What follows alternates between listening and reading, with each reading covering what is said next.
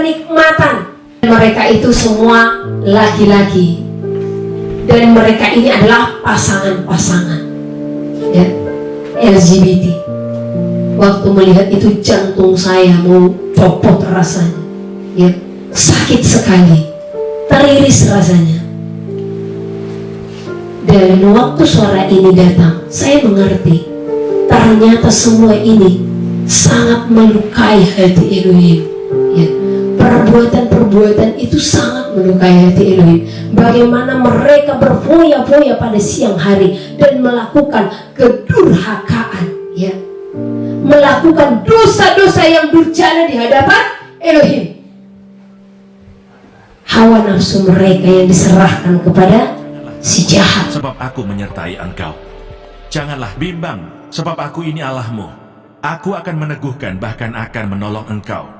Aku akan memegang engkau dengan tangan kananku yang membawa kemenangan. Edukasi rohani. Perbuatan-perbuatan kefasikan yang menghina Elohim ya. Demikian juga pengajar-pengajar palsu ya. Saya menegur seseorang dengan hal-hal mempergunakan firman ya, untuk mengambil keuntungan dan untuk kepentingan pribadi ya. Saya katakan ngapain seperti itu. Jadi ini merupakan penghinaan di hadapan Elohim ya. Apalagi yang merupakan penghinaan di hadapan Elohim apa? Coba. Dari hal ini saya percaya kita ada kelulusan ya. Bersyukur saudara dan kita yang ada di tempat ini, karena kita dijauhkan dari pencobaan-pencobaan ini. Karena saya tidak tahu sekiranya kita di luar sana ya, siapa tahu satu contoh ya, siapa yang rambutnya ikal rata-rata lurus ya, siapa tahu tiba-tiba si Uli melihat di luar sana rambutnya ikal, cakep katanya kan, pergi ke salon ya, kumpulkan uang, dia pergi ke salon, dibuat rambutnya menjadi ikal, padahal begitu lebatnya rambut dan lurusnya dan hitamnya ya. Nah, dilihat lagi kawannya, ih alisnya mantap ya. Pergi dia ke salon, dibentuknya lagi alisnya lebih rapi kiri dan kanan ya kan. Jadi bersyukur kita di tempat ini tidak ada hal-hal seperti itu ya. Tidak ada niat untuk hal-hal seperti itu, untuk merubah wajah boro-boro ya, makan aja syukur ya kan. Kalau oplas berapa ratus juta guys. Jadi bersyukur kita di sini dijauhkan dari segala pencobaan. Saya percaya sekiranya ada yang menawarkan, nih Bu Amelia, ada cat yang lagi viral ya, ungu keijo-ijoan, cantik, wajah ibu akan kelihatan berseri katanya ya, sulam bibir lagi Bu katanya ya kan ya, karena memang kan sulam bibir makin berseri katanya. Nah, tapi saya percaya sekalipun itu digratiskan, tim ini pasti lolos. Amin ya, pasti, itu pasti ya. Nah, dari hal-hal ini tadi kita lolos. Tetapi masih banyak penghinaan-penghinaan yang kita lakukan di hadapan Elohim. Apa itu? Di saat engkau masih ada keirian di dalam hatimu antara yang satu dengan yang lain, maka ketahuilah itu adalah penghinaan yang engkau lakukan di hadapan Elohim. Karena apa? Dia telah menyatakan firman-Nya. Di saat kita melanggar dari apa yang dilakukan, maka kita melakukan penghinaan di hadapan Elohim. Karena kita telah mengetahui kebenaran. Jadi lepaskanlah dirimu dari hal-hal atau perbuatan-perbuatan kefasikan ya. Patahkan kedagingan, keserakahan, kesombongan, ketamakan, kegeraman, kemarahan, semuanya itu sesungguhnya perbuatan ya yang merupakan penghinaan di hadapan Elohim. Karena apa? Kita sudah tahu kalau mengampuni itu tidak bisa. Benar-benar Elohim katakan, jikalau engkau tidak bisa mengampuni kesalahan-kesalahan sesamamu, maka aku pun Elohim tidak akan mengampuni kesalahan-kesalahan. Jelas firman itu. Tapi apa yang kita lakukan? Tetap kita tidak mengampuni, maka kita menghina dia. Masuk akal nggak? Ya, makanya saya katakan jangan dulu merasa lolos dengan hal-hal ini, karena hal-hal yang terbesar sebenarnya hal-hal yang baru saya sebutkan ini. Ketamakan, keserakahan, keirian, kedengkian, kesombongan, semua ini adalah penghinaan-penghinaan di hadapan Elohim yang harus kita jauhkan. Nah, kalau kita melakukan penghinaan-penghinaan itu, bagaimana kita dilayakkan oleh Elohim? Sedangkan malaikat saja yang memberontak, malaikat saja yang melakukan kesalahan tidak disayangkan, benar? Apalagi saudara dan saya. Malaikat itu siapa? Malaikat yang sudah bersama-sama dengan dia di dalam kerajaan sorga. Ini kita sudah di sorga belum? Belum. Malaikat saja yang sudah bersama-sama dengan Elohim, mereka melakukan kesalahan, ya. Apakah disayangkan? Tidak. Mereka pun harus menghadapi penghukuman. Mari kita buka dulu dari 2 Petrus.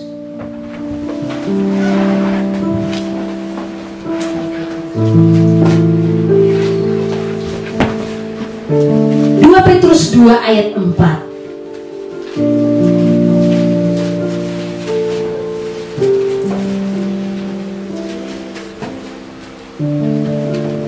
Berjalan saja sampai ayat keberapa ya? 2 Petrus 2 ayat 4.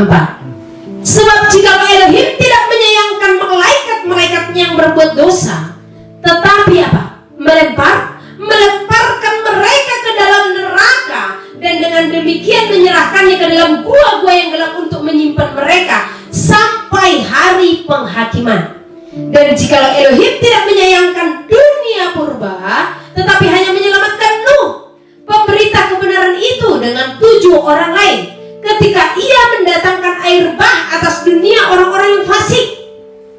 Dan jikalau Elohim membinasakan kota Sodom dan Gomora dengan api, dan dengan demikian memusnahkannya dan menjadikannya suatu peringatan untuk mereka yang hidup fasik di masa kemudian.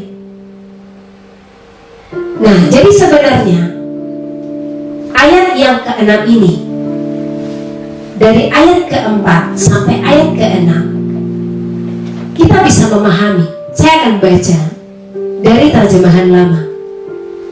Karena jikalau malaikat tatkala berbuat dosa tiada disayangkan Elohim, melainkan dibuangkannya ke dalam neraka dan ditahankannya di dalam gua gelap sehingga dijatuhkannya hukum. Dan jikalau tiada ia menyayangkan orang dahulu kala itu, hanya memeliharakan Nuh, penganjur jalan yang benar, bersama-sama dengan 7 orang lain, tatkala didatangkannya air bah ke atas dunia orang fasik itu. Dan jikalau ia telah menjadikan negeri Sodom dan Gomora itu abu, dan menghukumkan dia sehingga binasa, sambil menjadikan sekaliannya itu teladan bagi segala orang yang melakukan dirinya fasik. Jadi ini semua tidak disayangkan Elohim, ya. Dia tidak menyayangkan bagaimana dunia yang dijadikannya ini, ya, ditenggelamkan di zaman Nuh. Karena apa? Kefasikan, ya. Malaikat juga dihukumnya karena melakukan apa? Kefasikan. Sodom Gomora juga dihanguskannya karena apa? Mereka melakukan kefasikan. Jadi siapa kita? Jangan kita merasa, oh dia kan sudah Karena kebanyakan orang mengingat kasihnya. Tidak mungkin dong kita akan dimurkai olehnya. Ya. Api disimpan di akhir zaman ini. Di zamanmu air yang disimpan.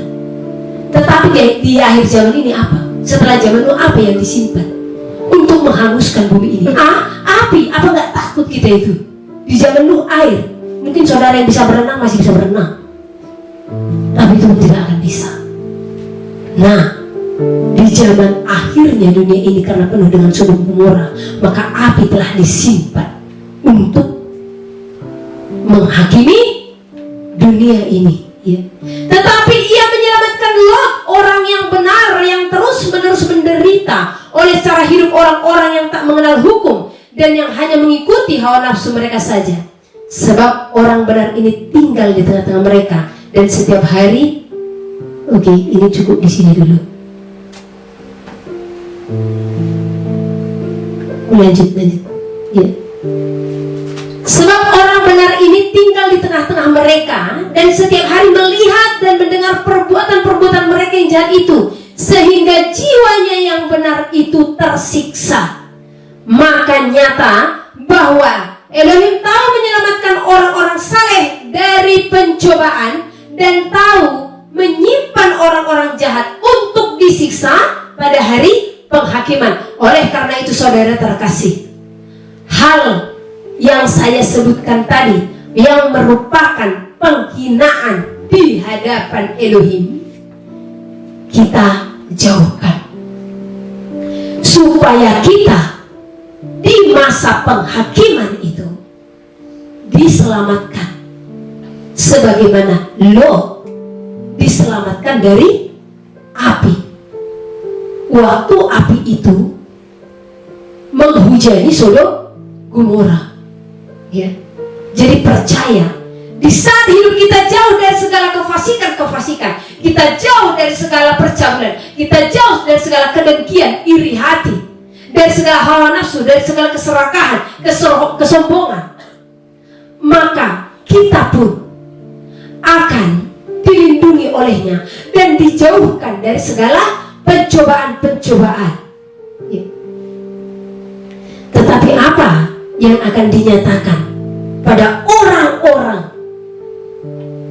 yang melakukan kefasikan? Ya. Saya ulang dari ayat 9. Maka nyata bahwa Elohim tahu menyelamatkan orang-orang saleh. Jadilah menjadi orang saleh. Jadilah menjadi orang yang kudus, ya. Dari pencobaan dan tahu menyimpan orang-orang jahat untuk disisa pada hari penghakiman, terutama mereka yang menuruti hawa nafsunya karena ingin mencemarkan diri dan yang menghina pemerintahan Elohim. Jadi nabi-nabi palsu, guru-guru palsu, orang-orang yang tidak menerima karya Elohim, ya, maka mereka ini disebut adalah orang-orang yang menuruti hawa nafsunya, yang mencemarkan diri dan menghina pemerintahan Elohim. Mereka begitu berani dan angkuh, ya. Jadi orang yang merubah bentuk wajahnya, orang yang merubah bentuk alisnya, orang yang merubah, ya, gendernya. Nah, orang-orang ini adalah orang-orang yang begitu berani dan angkuh dan tidak segan-segan menghujat kemuliaan. Padahal malaikat-malaikat sendiri yang sekalipun lebih kuat dan lebih berkuasa daripada mereka. Jadi malaikat-malaikat lebih kuat daripada kita, saudara, ya. Malaikat-malaikat ini pun yang sekalipun lebih kuat dan lebih berkuasa daripada manusia, tidak memakai kata-kata hujat. Kalau malaikat-malaikat menuntut hukuman atas mereka di hadapan Elohim, tetapi mereka itu sama dengan apa? Mereka ini siapa? Siapa mereka di sini? Jangan pula saudara. Siapa di sini? kefasikan, ya. Tetapi mereka itu sama dengan hewan yang tidak berakal, sama dengan binatang yang hanya dilahirkan untuk ditangkap dan dimusnahkan. Jadi janganlah saudara diciptakan di dalam dunia ini hanya untuk apa? Akhirnya selesai menyelesaikan pertandingan dan akhirnya hanya untuk dimasukkan ke dalam neraka, ya. Mereka menghujat apa yang tidak mereka ketahui, sehingga oleh perbuatan mereka yang jahat mereka sendiri akan binasa seperti binatang liar. Kenapa dibilang seperti binatang liar? Akankah ada kehidupan lagi binatang-binatang yang mati di bumi ini? Selesai, game over, ya. Dan akan mengalami nasib yang buruk sebagai upah kejahatan mereka. Berfoya-foya pada siang hari, mereka anggap kenikmatan.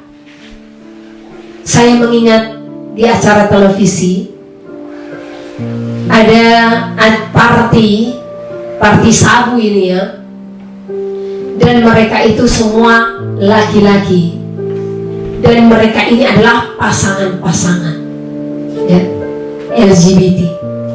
Waktu melihat itu jantung saya mau copot rasanya, ya. Sakit sekali, teriris rasanya. Dan waktu suara ini datang, saya mengerti ternyata semua ini sangat melukai hati Elohim, ya. Perbuatan-perbuatan itu sangat melukai hati Elohim.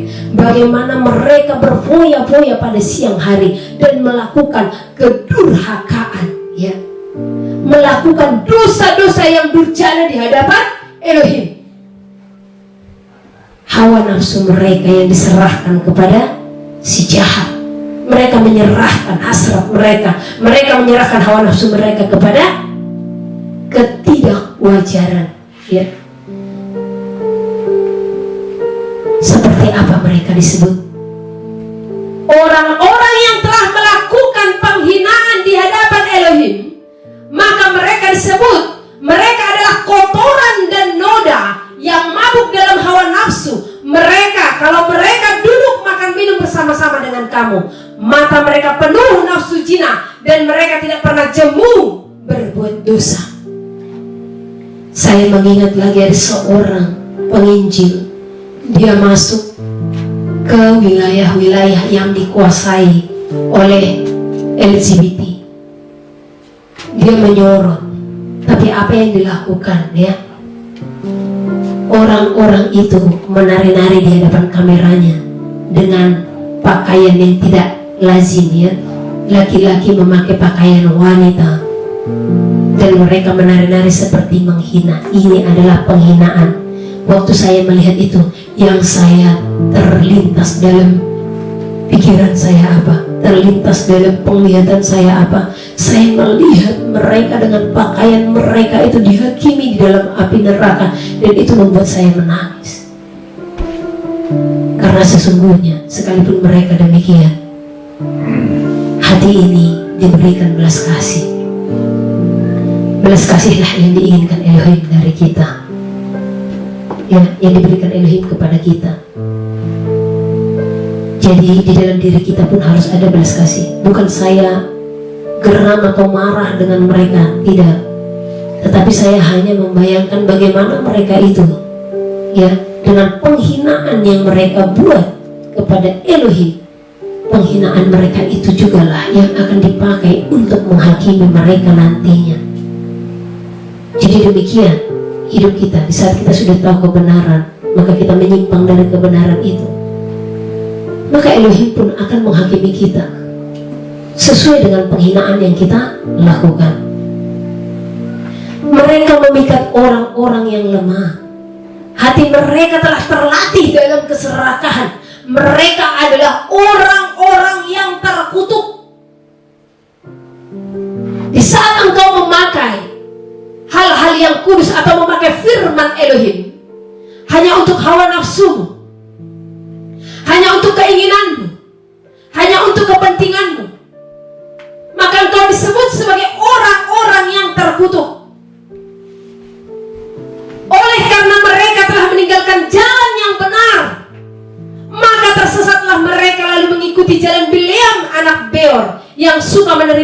upah untuk perbuatan-perbuatan yang jahat.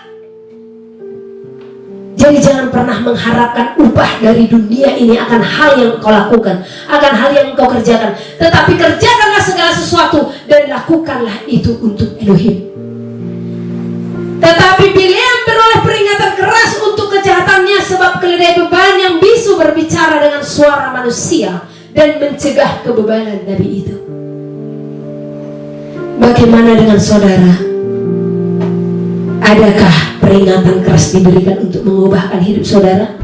Atau adakah peringatan keras diberikan namun saudara pun tidak peduli dengan peringatan-peringatan itu, namun saudara mengeraskan hati? Guru-guru palsu itu adalah seperti mata air yang kering, seperti kabut yang dihalaukan taufan. Bagi mereka telah tersedia tempat dalam kegelapan yang paling dahsyat, sebab mereka mengucapkan kata-kata congkak dan hampa dan mempergunakan hawa nafsu cabul untuk memikat orang yang baru saja melepaskan diri dari mereka yang hidup dalam kesesatan. Mereka menjanjikan kemerdekaan kepada orang lain, padahal mereka sendiri adalah hamba-hamba kebinasaan. Karena siapa yang dikalahkan orang, ia adalah hamba orang itu. Sebab jika mereka oleh pengenalan mereka akan Elohim dan Juru Selamat kita, Yahushua Mashiach, telah melepaskan diri dari kecemaran-kecemaran dunia, tetapi terlibat lagi di dalamnya, maka akhirnya keadaan mereka lebih buruk daripada yang semula. Artinya, jikalau kita yang sudah hidup di dalam firman Elohim, namun kita melakukan kecemaran dunia setelah memperoleh pengetahuan akan kebenaran itu, maka akhirnya keadaan akan lebih buruk daripada yang semula sebelum bertobat. Karena itu bagi mereka adalah lebih baik jika mereka tidak pernah mengenal jalan kebenaran. Jadi kalau masih ada kesombongan dalam dirimu, ya, apalagi kekesalan, keirian, maka ketahuilah, ya, lebih baik katanya jika orang tersebut nggak usah kenal kebenaran. Karena kalau sudah tahu kebenaran namun melakukannya lagi, masih iri kepada sesama, masih merasa benar kepada sesama, ya, masih tidak bisa lemah lembut terhadap sesama, maka lebih bagus tidak usah kenal kebenaran itu. Itulah saking apanya, ya, saking kerasnya, saking melukainya hal-hal seperti ini, saking mendukakan hati Elohim hal-hal seperti ini, ya. Lebih baik jika mereka tidak pernah mengenal jalan kebenaran daripada mengenalnya, tetapi kemudian berbalik dari perintah kudus yang disampaikan kepada mereka. Bagi mereka cocok apa yang dikatakan peribahasa yang benar ini. Anjing kembali lagi ke muntahnya, dan babi yang mandi kembali lagi ke kubangannya. Jadi tetap tercemar, padahal sudah dibersihkan tadi, ya. Kalau sudah mengetahui kebenaran, kalau sudah memperoleh pengetahuan akan kebenaran, maka marilah kita setiap waktu itu memperbarui hidup kita. Marilah kita setiap waktu adakan perenungan dalam kehidupan kita. Jikalau hidup kita adalah milik Hamasiah, dan kita harus hidup di dalam pembaharuan. Kita buka dulu dari Efesus pasal keempat.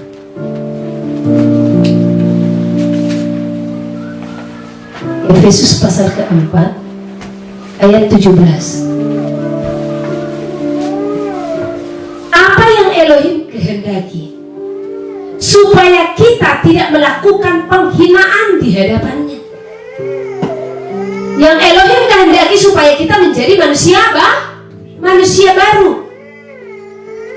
Sebab itu kukatakan dan kutegaskan ini kepadamu di dalam Elohim, jangan hidup lagi sama seperti orang-orang yang tidak mengenal Elohim, dengan pikirannya yang sia-sia dan pengertiannya yang gelap. jauh dari hidup persekutuan dengan Elohim karena kebodohan yang ada di dalam mereka dan karena kedegilan hati mereka. Jadi orang yang hidup di dalam kefasikan adalah orang-orang yang memiliki kedegilan hati, ya. Dan ini disebut sebagai orang-orang yang bodoh. Mereka tidak tahu untuk melakukan kehendak Elohim. Perasaan mereka telah tumpul sehingga mereka menyerahkan diri kepada hawa nafsu dan mengerjakan dengan serakah segala macam kecemaran. Seperti apa yang dikatakan? Serakah, mengerjakan dengan serakah segala kecemaran, ya.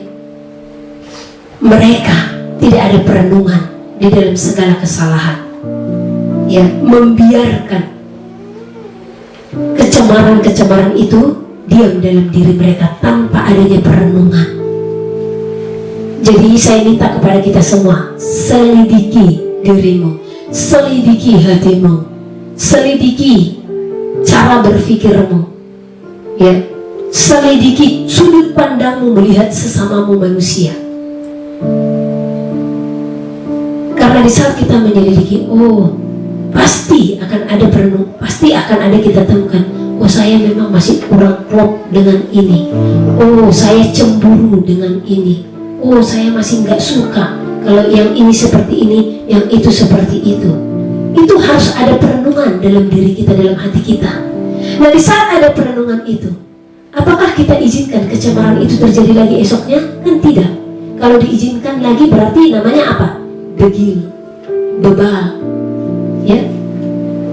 Karena kalau sudah ada perenungan sekarang, maka kita tidak akan mengulang untuk hari yang akan datang. Tetapi kamu bukan demikian.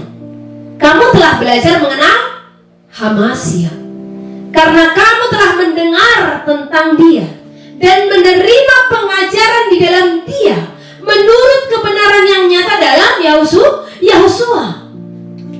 Menurut kebenaran yang nyata di dalam Yahusua. Kenapa dikatakan kebenaran yang nyata di dalam Yahusua?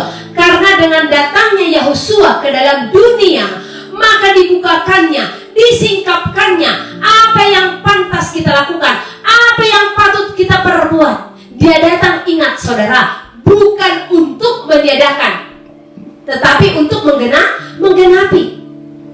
Ada pertanyaan seorang ibu kepada saya. Dia katakan, Bu, apakah dosa jikalau saya menjalankan usaha saya di hari Sabat? Bukankah tertulis, ya, Tuhan berkuasa atas hari Sabat. Dia Tuhan berkuasa atas Sabat, ya.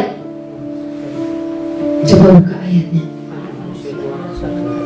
Ya, anak manusia Tuhan atas hari Sabat. Oke, di sini saya memberikan pengertian kepada saudara, ya. Jangan pernah tumpul pengetahuan kita, jangan pernah tumpul pemahaman kita untuk memahami setiap tulisan-tulisan yang tersirat dan tertulis di dalam kitab suci. Kalau kita mengatakan hal demikian sehingga menghalalkan segala sesuatu, bukankah itu telah bertentangan dengan Matius yang katanya, aku datang bukan untuk meniadakan tetapi untuk menggenapi. Bukan berarti dikatakan dia berkuasa atas hari Sabat, bukan berarti dia menghapuskan saudara. Sehingga apa yang dikatakan, jangan mengurus urusanmu pada hari Sabat, sehingga kita bisa mengurus urusan pada hari Sabat. Bisa yang namanya jalan-jalan, bisa yang namanya buka usaha, bisa yang namanya segala macam. Nggak bisa, ya, tidak bisa. Nah, contoh-contoh ada diberikan di sana.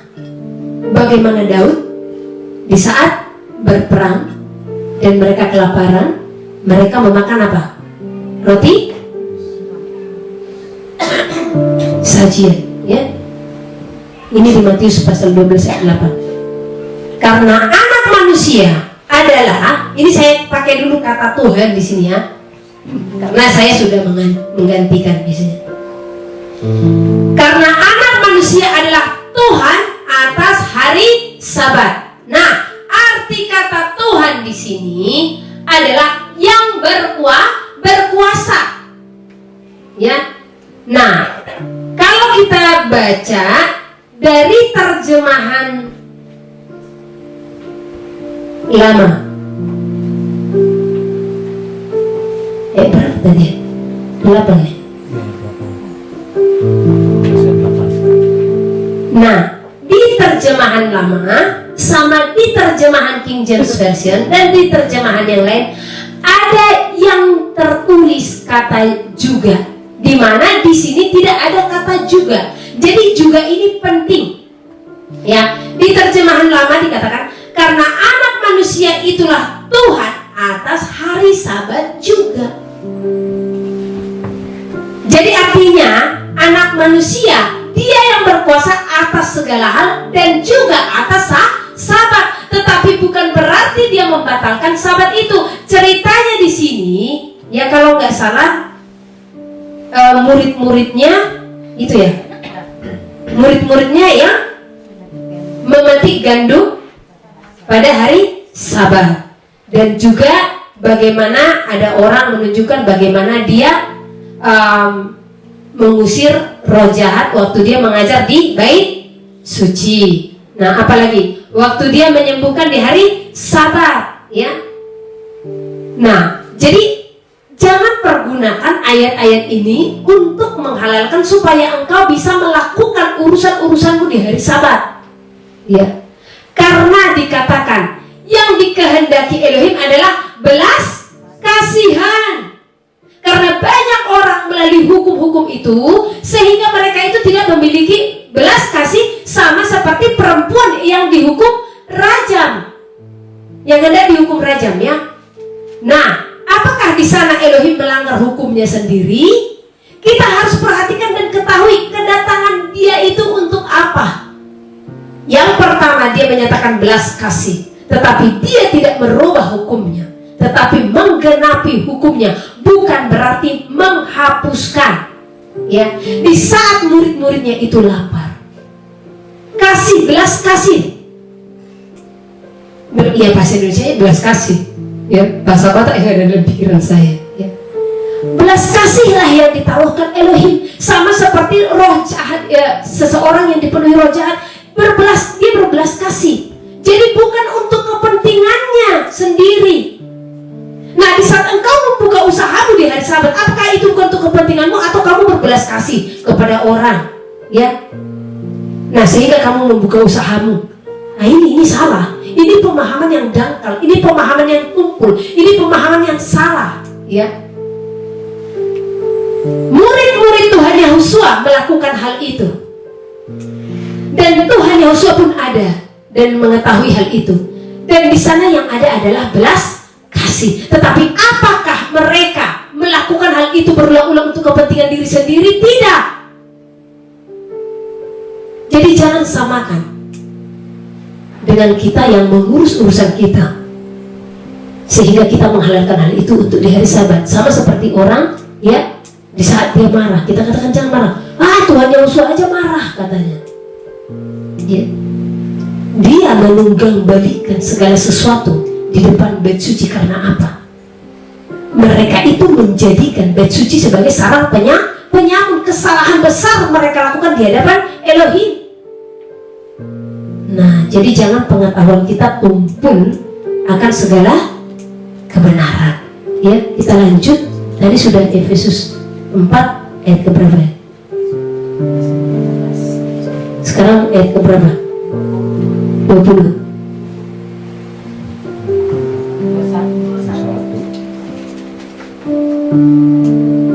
Karena kamu telah tadi kita telah belajar mengenal Habasiah di dalam pribadinya waktu dia datang ke dalam dunia, ya. Karena kamu telah mendengar tentang dia dan menerima pengajaran di dalam dia menurut kebenaran yang nyata dalam Yahusua, yaitu bahwa kamu berhubung dengan kehidupan kamu yang dahulu harus menanggalkan manusia lama yang menemui kebinasaannya oleh nafsunya yang menyesatkan, supaya kamu dibaharui di dalam roh dan pikiranmu, dan mengenakan manusia baru yang telah diciptakan menurut kehendak Elohim di dalam kebenaran dan kekudusan yang sesungguhnya. Dan kekudusan yang sesungguhnya. Karena itu, buanglah dusta dan berkatalah benar seorang kepada yang lain, karena kita adalah sesama anggota. Apabila kamu menjadi marah, janganlah kamu berbuat dosa, dan janganlah matahari terbenam sebelum padam amarahmu, dan janganlah beri kesempatan kepada iblis. Anak-anak, ingat, jangan beri kesempatan kepada siapa? Iblis.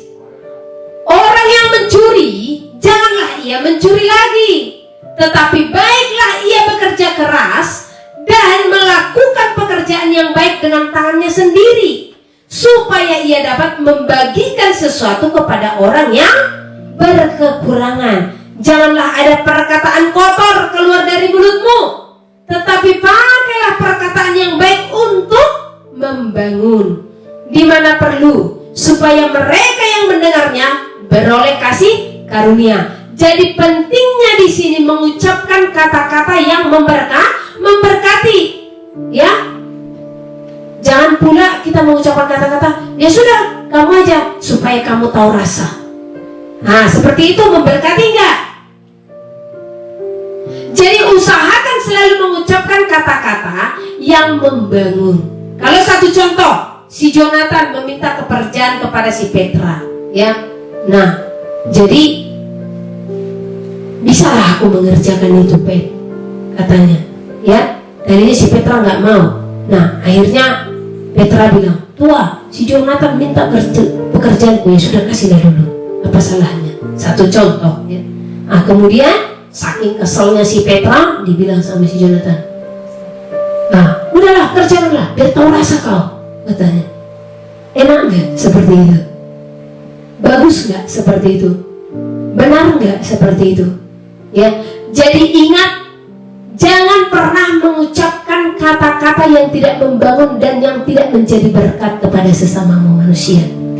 Ya, jikalau seorang bersalah, ya, seperti satu contoh ada kesalahpahaman. Nah, datanglah tiba-tiba Pak Anton kepada si Joshua, bertanya dengan bagus. Satu contoh ada dia ngomongin si Joshua tentang apa salah, ya. Seharusnya sikap Pak Anton apa? Ya, Joshua mau kutanya dulu. Yang benarnya ada kau bilang seperti ini. Nah, itu sikap yang benar, ya. Jangan, Pak Joshua, kamu berbohong, ya. Nah, itu tidak pas, ya. Itu tidak sesuai. Itu sudah merupakan hal yang tidak berkenan di hadapan Elohim, ya. Karena saya juga kalau bertanya kepada anak-anak kayak gini, ada yang melapor begini, saya akan panggil, ya, benarnya apanya kamu seperti ini? Benarnya Kitlin kamu seperti ini? Ya, kalau benar, iya Tuhan, sudah minta maaf, ya, atau kasih hukuman, nggak dapat senang. Itu saja, ya. Karena kita juga di dalam menyampaikan segala sesuatu kepada siapapun, selidiki hati. Paham? Selidiki hati. Jangan sampai di saat engkau menyampaikan sesuatu itu di dalam hatimu kepada seseorang, ada kemarahan, ada kekesalan. Paham ya sejauh ini? Ya, saya sering katakan kepada saudara, saya harus bersikap tegas dengan anak-anak. Tetapi ingat saudara, di saat saya bahkan menghukum anak-anak ini dengan segala hukumannya yang sesuai, walaupun suara saya tegas, satu contoh ya, di dalam ini tidak pernah tercemar. Paham? Sekalipun seseorang itu menyebalkan atau mengesalkan, hati ini tetap terkuasai. Sekalipun aku menegur kesalahan seseorang, hati ini tetap terkuasai. Nah, itu. Jadi saya mintakan kepada semua orang tua remaja, kalau engkau menyampaikan sesuatu kepada sesamamu, selidiki hatimu. Jangan di saat ada berita engkau dengar, engkau langsung menyampaikan. Ingat, kalau memang masih panas hati, bagus diberhentikan. Jangan langsung tembak dar dor. Ya, itu penguasaan diri. Supaya apa? Supaya kita tidak melakukan kecemaran. Yang tadinya hati kita kita sudah ada barang yang kudus, ya. Tetapi kita memberikan barang yang kudus kepada anjing dan babi, sehingga apa? Ini akan kembali mengoyak-ngoyakkan kita. Arti kembali akan mengoyak-ngoyakkan kita apa? Di saat kita sudah intim bersekutu dengan Tuhan, hanya karena perkara kecil saja, sehingga kita emosi, ya, sehingga kita kesal, maka kita telah terkoyak-koyakkan, itu namanya. Paham? Hal sekecil ini pun harus saya didik dan ajar saudara, supaya saudara tidak mewajarkan dan tidak menghalalkan segala sesuatu, sekalipun itu secara dunia sepertinya itu wajar, ya. Nah, bertanya baik-baik, bertanya bagus-bagus. Saya juga kalau ada sesuatu yang mengganjal di hatiku, baik kepada siapapun, ya. Nah, saya mengulur waktu, melihat situasi dulu, orangnya udah cocok nggak dibilangin sekarang, ya. Atau saya melihat hati saya, pertama itu wajib melihat hati saya dulu. Apa di saat mendengar berita atau apa segala macam, saya langsung marah atau saya langsung emosi? Kalau saya langsung meluapkan kemarahan, Amsal mencatat apa? Orang siapa? Orang apa itu? Orang bodoh. Bodohlah orang yang meluapkan kemarahannya saat itu juga. Jadi kalau memang ada kekesalan dalam hati, tahan dulu, minta sama Bapak Elohim, Bapak, ini hatiku kesal, Bapakku tidak menginginkan ini terjadi dalam hidupku. Buang di dalam nama Yesus segala kekesalan. Aku katakan, enyah keluar. Sekalipun engkau difitnah, sekalipun engkau dihujat, sekalipun engkau didustai, ya, sekalipun engkau ditekan atau apa segala macam, kuasai dulu hati. Setelah kuasai hati baru, ya. Roma pasal 2. Hukuman Allah atas semua orang. Karena itu, hai manusia, siapapun juga engkau yang menghakimi orang lain, engkau sendiri tidak bebas dari salah. Sebab dalam menghakimi orang lain, engkau menghakimi dirimu sendiri. Karena engkau yang menghakimi orang lain melakukan hal-hal yang sama. Tetapi kita tahu bahwa hukuman Allah berlangsung secara jujur atas mereka yang berbuat demikian. Dan engkau, hai manusia, engkau yang menghakimi mereka yang berbuat demikian, sedangkan engkau sendiri melakukannya juga, adakah engkau sangka bahwa engkau akan luput dari hukuman Allah? Maukah engkau menganggap sepi kekayaan kemurahannya, kesabarannya, dan kelapangan hatinya? Tidakkah engkau tahu bahwa maksud kemurahan Allah ialah menuntun engkau kepada pertobatan? Tetapi oleh kekerasan hatimu yang tidak mau bertobat, engkau menimbun murka atas dirimu sendiri pada hari waktu mana murka dan hukuman Allah yang adil akan dinyatakan. Ia akan membalas setiap orang menurut perbuatannya, yaitu hidup kekal kepada mereka yang dengan tekun berbuat baik, mencari kemuliaan, kehormatan, dan ketidakbinasaan, tetapi murka dan geram kepada mereka yang mencari kepentingan sendiri, yang tidak taat kepada kebenaran, melainkan taat kepada kelaliman. Penderitaan dan kesesakan akan menimpa setiap orang yang hidup yang berbuat jahat, pertama-tama orang Yahudi dan juga orang Yunani. Tetapi kemuliaan, kehormatan, dan damai sejahtera akan diperoleh semua orang yang berbuat baik, pertama-tama orang Yahudi dan juga orang Yunani. Sebab Allah tidak memandang bulu. Sebab semua orang yang berdosa tanpa hukum Taurat akan binasa tanpa hukum Taurat, dan semua orang yang berdosa di bawah hukum Taurat akan dihakimi oleh hukum Taurat. Karena bukanlah orang yang mendengar hukum Taurat yang benar di hadapan Allah, tetapi orang yang melakukan hukum Tauratlah yang akan dibenarkan. Apabila bangsa-bangsa lain yang tidak memiliki hukum Taurat oleh dorongan diri sendiri melakukan apa yang dituntut hukum Taurat, maka walaupun mereka tidak memiliki hukum Taurat, mereka menjadi hukum Taurat bagi diri mereka sendiri. Sebab dengan itu mereka menunjukkan bahwa isi hukum Taurat ada tertulis di dalam hati mereka, dan suara hati mereka turut bersaksi, dan pikiran mereka saling menuduh atau saling membela. Hal itu akan nampak pada hari bila mana Allah, sesuai dengan Injil yang kuberitakan, akan menghakimi segala sesuatu yang tersembunyi dalam hati manusia oleh Kristus Yesus. Hukum Taurat dan Sunat tidak menyelamatkan orang Yahudi.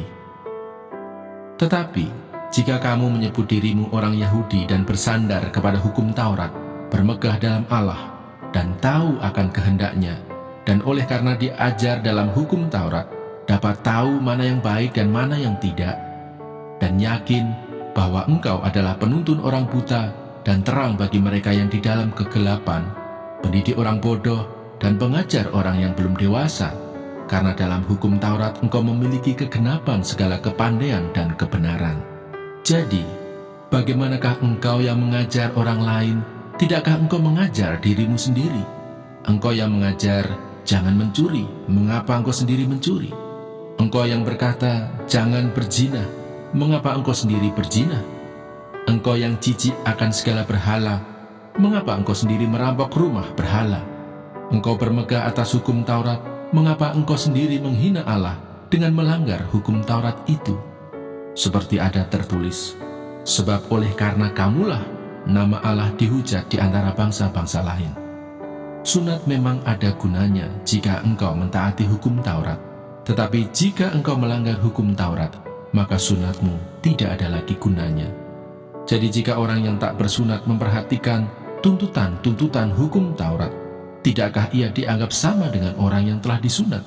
Jika demikian, maka orang yang tak bersunat tetapi yang melakukan hukum Taurat akan menghakimi kamu yang mempunyai hukum tertulis dan sunat, tetapi yang melanggar hukum Taurat.